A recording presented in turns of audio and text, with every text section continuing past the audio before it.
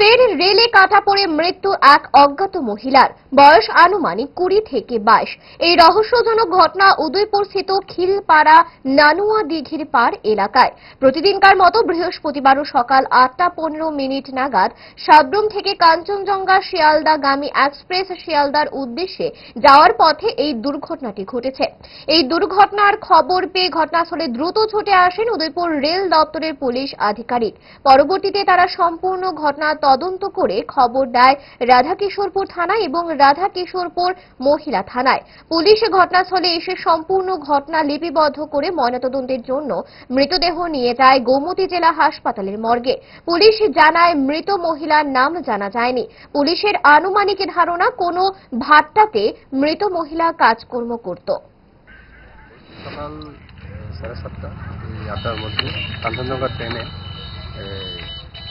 আগরতলা যাইতেছিল। কাঞ্চনজঙ্ঘা ট্রেন উদয়পুর থেকে আগরতলা। ওই ট্রেনে অনুমান মনে হয় যে একজন মহিলা, দেখতে তো মহিলা কিন্তু এখনো আইডেন্টিফাই হয় নাই, এই রান ওভার হয়েছে। আমি ওসি আরকেপুরে ইনফর্ম করেছি এবং ওসি আরকেপুর ওমেন পিএসে ইনফর্ম করেছে। ওমেন পিএস স্টাফ আসছে, তারা আসলে কেসটা ইনভেস্টিগেশন করবে।